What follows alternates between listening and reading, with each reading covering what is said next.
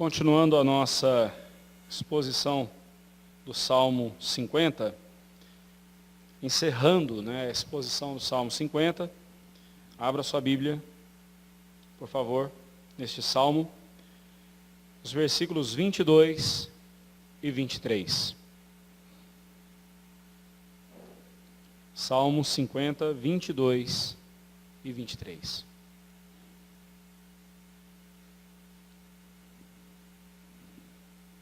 Feche seus olhos, vamos orar ao Senhor. Ó Pai, que bênção, que alegria, que privilégio para nós, como pecadores que somos, termos sido alcançados pela graça do Senhor, transformados em filhos do Senhor, e agora temos o privilégio de adorar e bendizer teu santo nome. Mas agora, ó Pai, diante desse meio de graça que é a tua palavra, meio pelo qual nós somos salvos, porque é a palavra do Senhor que nos anuncia a salvação em Cristo, e a fé vem pelo ouvir da palavra do Senhor, mas também é pela tua palavra que o nosso coração é santificado, porque a tua palavra é a verdade e nela somos santificados, como disse o Senhor Jesus. Agora que vamos trabalhar este assunto tão importante, ó Deus, que é o culto ao Senhor, ensina-nos mais deste princípio relacionado ao culto do Senhor, e que te louvemos e te bendigamos sempre, em nome de Jesus. Amém. Até aqui no Salmo 50, cujo assunto são os princípios do culto divino, nós vimos aqui até hoje os princípios do culto divino, nós já vimos 2 desses princípios.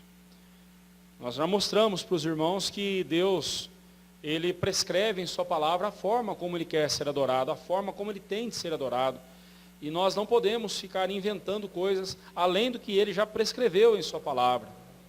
Já dissemos para os irmãos que o assunto sobre o culto a Deus, nós achamos muito mais material sobre o culto no Antigo Testamento do que no Novo Testamento com relação à forma do culto. Porque no Novo Testamento nós vemos que Deus, em Cristo Jesus, tudo se cumpriu. Mas a forma de adorar ao Senhor teve algumas mudanças, como por exemplo, não há mais sacrifícios no nosso culto, nós não sacrificamos mais, porque Cristo é o Cordeiro de Deus, que foi sacrificado por nós, e o sacrifício dele é de uma vez por todas, anula qualquer outro tipo de sacrifício. Mas ainda continuam alguns princípios, como a igreja se reunindo num lugar para adorar o Senhor. O culto solene, o culto público, em que Deus congrega o seu povo, para o seu povo ali reunido, bendizer o Senhor e adorar o Senhor. Esse é um princípio que ainda continua. No Novo Testamento, nós encontramos princípios ligados ao coração. E é justamente esse o último ponto que nós veremos neste Salmo. O último princípio. Nós já vimos os 2 primeiros princípios. O primeiro princípio, consciência da grandeza de Deus, do versículo 1 ao versículo 6. Nós não podemos adorar a Deus de forma verdadeira se nós não compreendermos que estamos diante do Deus que é grandioso, cujo poder é inigualável, cuja glória ela é infinita. Nós não podemos adorar a Deus se não tivermos essa consciência de que somos pecadores, miseráveis pecadores que foram alcançados pela graça de Deus. Graça esta que é imensa, é eterna. Então a grandiosidade de Deus, a grandeza de Deus, nós temos que ter consciência da grandeza de Deus. O segundo princípio que nós vimos do versículo 7 ao 21 foi a confrontação do pecado. Não há possibilidade de adorarmos a Deus da forma como Ele quer ser adorado, se nós não confrontarmos o pecado em nosso coração. Não há possibilidade de agradarmos a Deus, se não concordarmos com Ele a respeito do veredito que Ele dá a nosso respeito. Ele quem nos diz que somos pecadores, Ele quem sonda os nossos corações, é Ele quem testemunha contra nós, conforme o verso 7. Ele é o juiz e é a testemunha, Ele não precisa de acusadores, porque Ele conhece muito bem o nosso coração. Então nós precisamos ter, além da consciência da grandeza de Deus, também temos que ter consciência do nosso pecado, e confrontar o nosso pecado. Semana passada mostramos, especialmente no verso 21, que nós não podemos cair na tolice de pensar que, porque Deus não nos puniu imediatamente a um pecado cometido,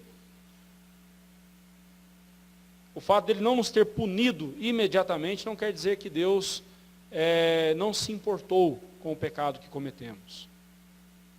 Também vimos que o fato de acrescentarmos coisas ao culto do Senhor, inventadas por nós, e não termos visto nenhum problema ou nenhuma consequência vinda da parte de Deus por causa desse acréscimo que fizemos, o fato de Deus não ter se manifestado ainda não quer dizer que Ele esteja se agradando do que estamos fazendo.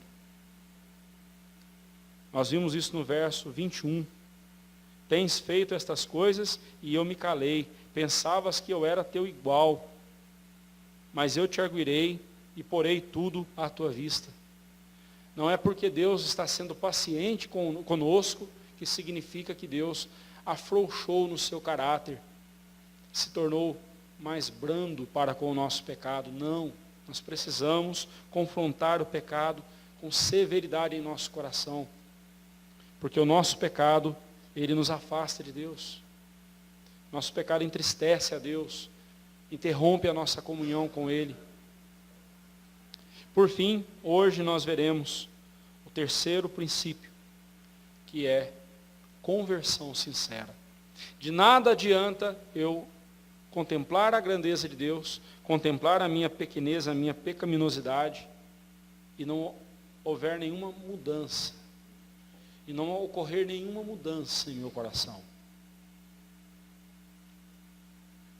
Os 2 versículos finais, Deus nos chama à conversão sincera, e esse elemento tem de estar em nosso culto a Deus, porque se nós não formos verdadeiramente convertidos ao Senhor, nós não estaremos cultuando a Deus como Ele quer ser adorado. Eu gosto muito da definição que os nossos pais puritanos davam para o culto. Eles diziam que o culto é a assembleia dos santos, reunidos para adorar a Deus. Se o ímpio quiser participar desta assembleia de adoração a Deus, ele pode participar, mas que fique claro para ele que ele ainda não adora ao Senhor, ainda que ele cante os mesmos hinos que os santos estão cantando, ainda que ele acompanhe as orações que os santos estão fazendo, ainda que ele leia os mesmos textos bíblicos que os santos estejam lendo durante o culto, mas ele não está adorando a Deus, porque a adoração que Deus requer do seu povo, parte de corações convertidos. E o ímpio pode participar do culto, mas ele tem que entender que ele não está cultuando a Deus. Ele, quando muito, está assistindo um culto. Definição pesada essa, eu sei, mas é verdadeira. E justamente porque as pessoas têm perdido de vista que Deus requer de nós corações convertidos, as pessoas estão cultuando a Deus do jeito que bem entendem.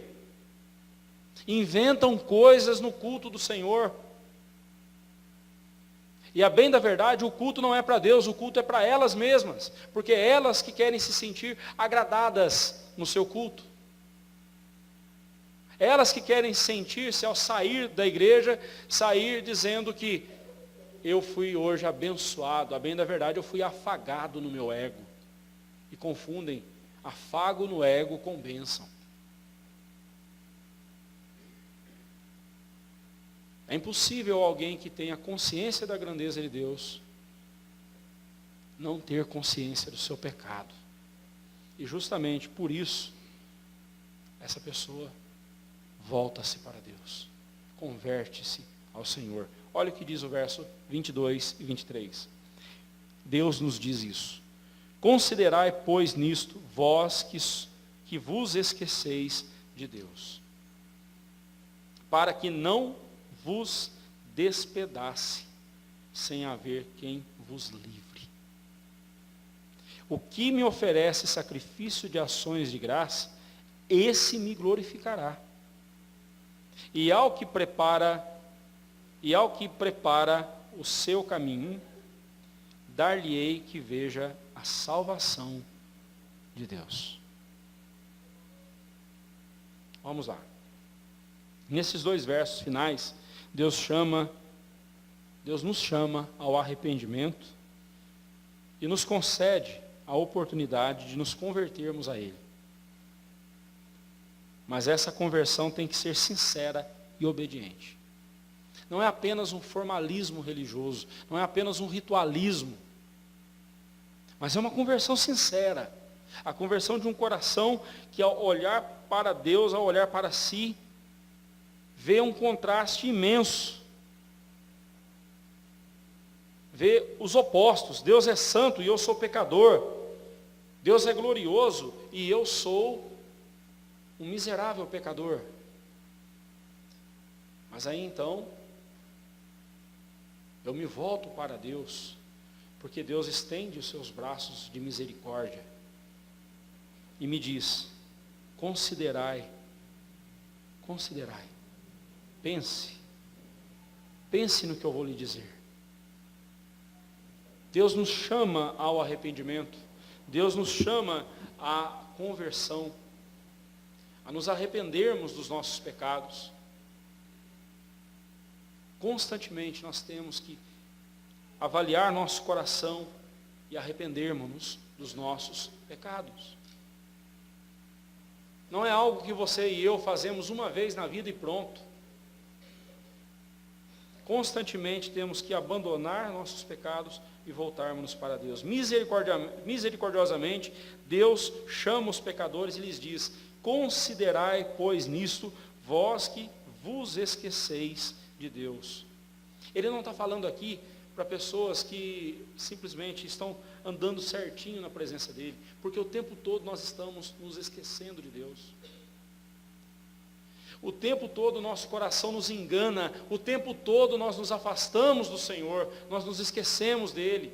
Nas decisões que vamos tomar, pouco nós consultamos ao Senhor, e quando consultamos ainda é algo bem rápido.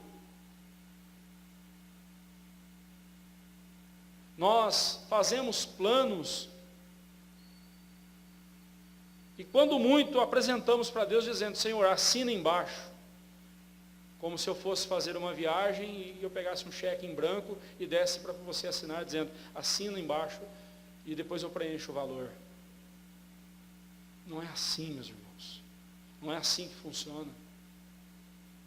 Deus nos chama e diz: vós que vos esqueceis de mim, prestem atenção, considerem, parem o que vocês estão fazendo, fiquem atentos, estejam atentos ao que eu estou dizendo, examinem as minhas palavras, dê peso ao que eu estou dizendo. Considerar é isso, é você dar peso ao que o outro está dizendo, é você mostrar que o que o outro está lhe dizendo é importante, é algo importante. Considere a gravidade disso, para que não vos despedace sem haver quem vos livre. Se alguém lhe fizer o mal, se até mesmo Satanás lhe fizer o mal, dos seus inimigos Deus te livra. De todos eles Deus nos livra. Mas e se for Deus quem estiver contra nós?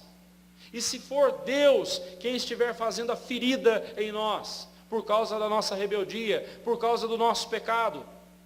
E se é a mão de Deus, e se for a mão de Deus pesando sobre nós, quem nos livrará? Com todo respeito às Escrituras Sagradas, quando Paulo diz: Se Deus é por nós, quem será contra nós? Este verso aqui é como se ele estivesse invertendo as palavras de Paulo. Se Deus é contra nós, quem será por nós? Se Deus estiver com você, pode vir o inferno em peso contra você, pode vir o mundo todo contra você, porque você e mais Deus é maioria, são maioria. Você não precisa de mais ninguém, de todos Deus te livra. Mas se Deus estiver contra você, se Deus estiver julgando a sua causa, julgando o seu pecado, se Ele for aquele que lhe fizer a ferida, aquele que vier para lhe despedaçar, quem vai livrar você das mãos de Deus?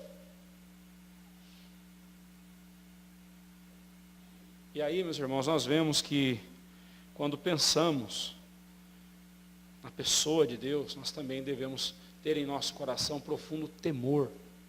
Não há conversão se não houver temor de verdade. E uma verdadeira conversão apresenta temor a Deus, porque nós sabemos muito bem quem Ele é e o que Ele pode fazer com um coração rebelde, com um coração teimoso.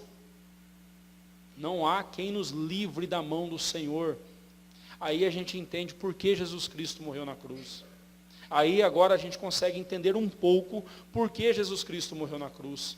Porque ninguém poderia nos livrar da mão de Deus, exceto o próprio Deus. Ninguém poderia nos livrar da ira de Deus, exceto o próprio Deus. Por isso Jesus morre na cruz em nosso lugar. Ele, o Filho de Deus, o Deus Santo, o Deus encarnado, toma sobre si a ira de Deus em nosso lugar. Ele nos livrou. Por isso deve haver em nosso coração sincera conversão, consideração pelo que Deus está dizendo. Considerarmos de suma importância o que Deus está dizendo e nos voltarmos para Ele. E no que Deus queria que eles considerassem? O que é que Deus queria que eles prestassem atenção? A resposta está no verso 23. O que oferece sacrifícios de ações de graça, esse é o que me glorificará. E ao que prepara o seu caminho, dar-lhe-ei que veja a salvação de Deus. Semana passada nós vimos, dos versos 7 a 21, que o culto que eles estavam oferecendo a Deus era um culto hipócrita. Era cheio de sacrifício. Olha para você conferir lá no versículo 14. Ou melhor, um pouco antes, a partir do verso 10, ele fala de todos os animais do bosque serem dele, as alimárias aos milhares, sobre as montanhas.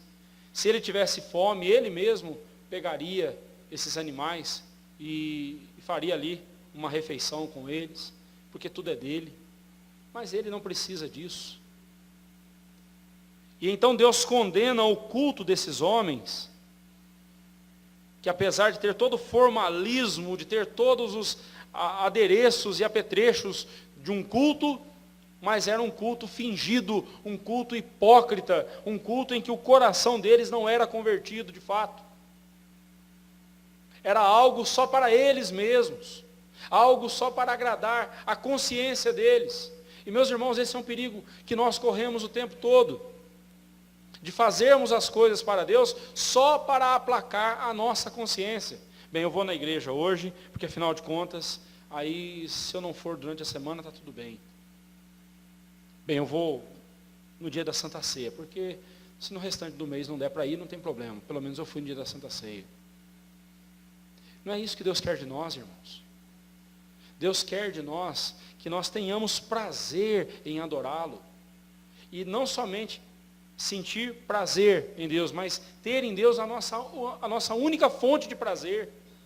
Que Deus seja para nós a nossa única satisfação. Porque se Ele for a nossa única satisfação, nós estaremos satisfeitos com tudo que Deus pode nos dar, com tudo que Ele fará por nós. Foi isso que deu nó na cabeça de Marx. Marx, ele falou que a religião, especialmente a religião cristã, ela impede o homem de mudar a sua condição. Ela faz o homem ficar acomodado. O homem ele fica contente com o que ele tem, porque ele pensa assim: bem, se Deus me quer pobre, então eu vou continuar pobre, eu não preciso me esforçar para mudar a minha condição. Ou então, se eu sou rico, é porque Deus me quer rico, e eu tenho que continuar rico, não importa a quem eu tenha que explorar. Por isso que para Marx tem que acabar com a religião, especialmente a religião cristã. Mas fazer o quê, né? O que esperar de um bebum, né? O que esperar de um homem que inventou uma teoria que não deu certo em lugar nenhum? Não precisa dizer nada. Mas esse pensamento reflete o pensamento de todos os ímpios. Porém, o crente, ele é contente, ele está contente com o que ele tem, e porque ele está feliz com Deus, porque Deus lhe é a fonte de todo prazer e alegria. O crente não precisa ter coisas para ser feliz, porque ele tem Deus, ele tem tudo. Ele vai dizer, como o salmista disse: outro bem não possuo, senão a ti somente. Quem mais tenho eu no céu? Há outro em quem eu me compraza aqui na terra? Não, não existe. Tu és a porção da minha alma, a alegria do meu coração. E quando nós nos satisfazemos em Deus, quando nós olhamos para o fato de que éramos condenados, estávamos caminhando para a perdição, e Deus veio e endireitou e preparou o nosso caminho, e nos revelou a sua salvação, a resposta que nós temos que dar a Deus não é outra senão ações de graças, porque é isso que vai glorificar a Deus. Agora preste atenção, meu irmão, a vida do culto está totalmente ligada a uma vida de culto.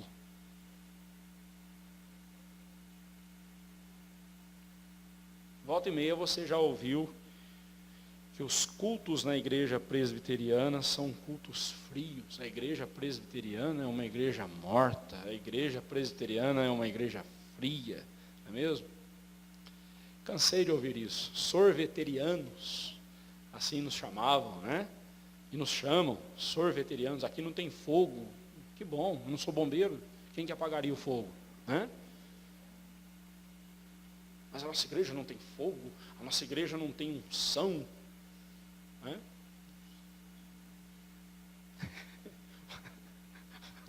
Presbítero Edson, uns são, outros não. Mas é por aí mesmo. Mas aí eu olho para a nossa igreja e fico pensando: o que é um culto vivo? O que é um culto vivo, um culto cheio de vida? É um culto barulhento? Não. É um culto onde cada um é espontâneo e na sua espontaneidade faz o que bem quer? Não. Um culto vivo, um culto sincero, ele parte de um coração convertido, e um coração convertido, ele não só tem vida no culto, mas tem a vida de culto a Deus. O tempo todo a sua vida é algo que agrada a Deus, o tempo todo da sua vida é uma vida consagrada ao Senhor, é uma vida de culto ao Senhor. A vida do culto depende de uma vida de culto. Nós não podemos esquecer isso. O culto que nós celebramos a Deus aqui no dia do Senhor deve encher a nossa alma de tanta alegria e de tanto prazer na presença de Deus, que durante a semana nós levaremos isso conosco em todos os momentos. E mostraremos isso para aqueles que estiverem ao nosso redor, e verão o que Deus fez por nós, o que Deus tem feito por nós. Isso servirá de testemunho às nações, servirá de testemunho às pessoas. Mas é aí que está. É um fluxo e refluxo, né? você sai aqui do culto a Deus cheio de alegria e vive uma vida de alegria na presença do Senhor, de confiança em Deus, de obediência ao Senhor, de consagração a Ele no seu dia a dia. E porque você vive dessa forma, uma vida consagrada ao Senhor, apegada a Deus, quando você volta para adorá-lo, o seu culto é um reflexo da sua vida. E você adorará o Senhor de forma sincera, com o coração verdadeiramente convertido a Ele. E o que Deus requer de nós é ações de graças. São ações de graças. Preste atenção, ações de graças não significa apenas agradecer. Porque agradecer seria palavras de graças. A Bíblia fala de ações de graças. Ações que mostram a nossa gratidão a Deus, ações que revelam que somos agradecidos a Deus pela salvação que Ele nos deu, que vimos vir da parte dEle, como diz o final do verso 23, a salvação que Deus nos deu. Essas são as ações de graça que Deus requer de nós. Que haja em nosso coração, meu irmão, todas as vezes que nos reunirmos para adorar o Senhor, ações de graças, e não só palavras. Porque Deus mesmo disse, esse povo me honra com os lábios, mas seu coração está longe de mim. Me honra com palavras, me honra com lábios falsos, dizem coisas honrosas, mas seu coração está longe de mim. Quem vos requereu só pisar nos meus átrios?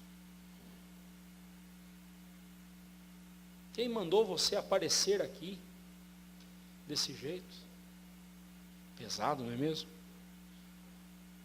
Forte isso. Mas Deus vai nos mostrar que o culto que agrada a Ele só pode ser proveniente de um coração convertido. Se o seu coração não é convertido a Jesus, tudo que você fizer aqui é apenas algo bonito aos olhos humanos, mas não tem valor nenhum para Deus.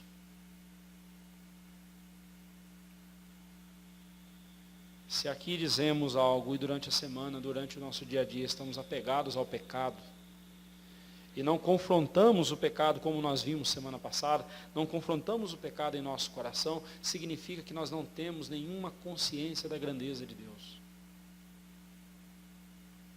E aqui eu estou invertendo todos os pontos, todos os princípios de culto que eu disse até aqui. Se não houver conversão sincera, é porque não houve uma confrontação verdadeira dos nossos pecados. Não confrontamos verdadeiramente os nossos pecados. E se não confrontamos verdadeiramente os nossos pecados, é porque para nós Deus não é Deus grandioso, coisa nenhuma. Para nós Deus não tem importância alguma.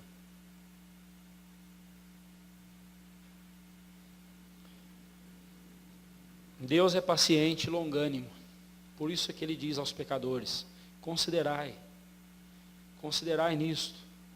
Estou lhes dando mais uma oportunidade de fazer do jeito certo.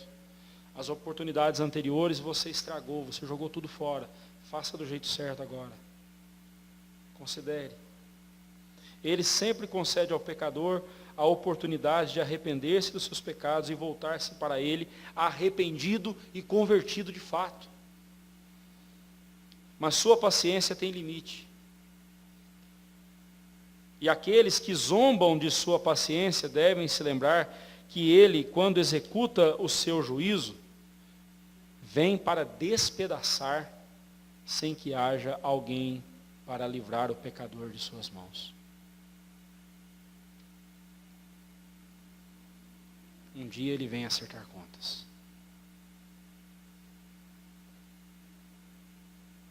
Um dia, não serão as consequências do seu pecado as piores tragédias dele. Um dia será o justo juiz, face a face. Você estará face a face com ele.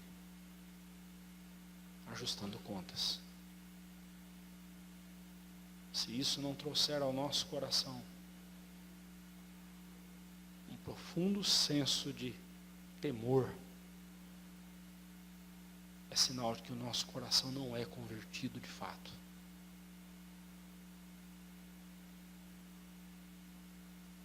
Horrível coisa é cair nas mãos do Deus vivo. Hebreus 10, 31. Não zombemos de Deus. A pior consequência do pecado é cair nas mãos de Deus.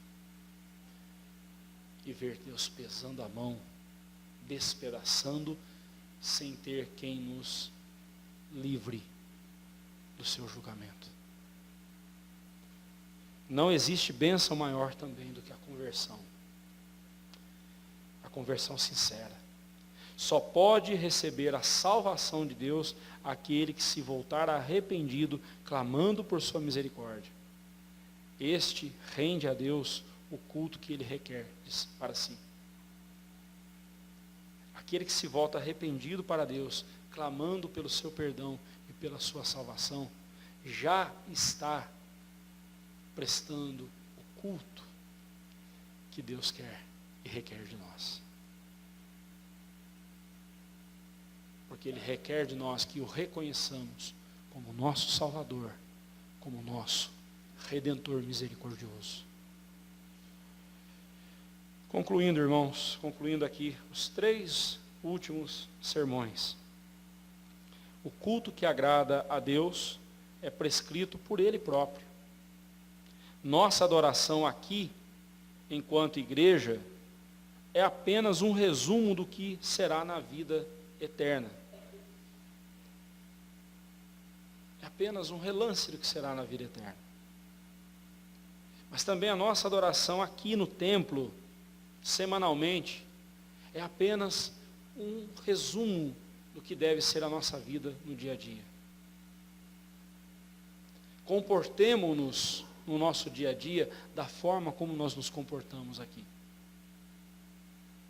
Aqui a gente não vê um crente brigando com o outro. Aqui a gente não vê ataques de ira, não vemos mentira, não vemos pecados. Aqui todo mundo se comporta direitinho, não é mesmo? Por quê? Porque nós estamos adorando ao Senhor. Mas preste atenção, isso tem que ir para fora, isso tem que ir para o nosso dia a dia. Temos que ser o que somos aqui, o que seremos lá fora, temos que ser exatamente a mesma pessoa. O nome disso é integridade. Que Deus nos ajude, que Deus nos dê sabedoria. Porque se vivermos em consagração constante, nosso culto aqui será agradável a Ele. Se houver gratidão a Deus o tempo todo em nosso coração, por tudo que Ele tem feito por nós, jamais cairemos no pecado de um culto antropocêntrico que visa agradar às pessoas e não a Deus. Um culto em que o homem é o centro, não é isso que nós devemos fazer, mas sim um culto em que Deus seja o centro, seja o tudo deste culto. É isso que nós devemos fazer. Somente quando mostrarmos que somos convertidos de fato a Deus, é que poderemos chamá-lo de nosso Deus. Lembremos-nos sempre, a vida do culto é uma vida de culto. Que Deus assim nos abençoe. Que Deus assim nos guie sempre para a glória dele. Oremos. Ó Deus, afasta de nós toda a concepção errônea de culto. Que o nosso coração, tendo a consciência da tua grandeza, afaste-se do pecado. E quando o pecado for encontrado em nós, que o mesmo seja confrontado, confessado e abandonado por nós, para que a glória do Senhor seja o único alvo em nossas vidas. Em nome de Jesus, assim nós oramos. Amém.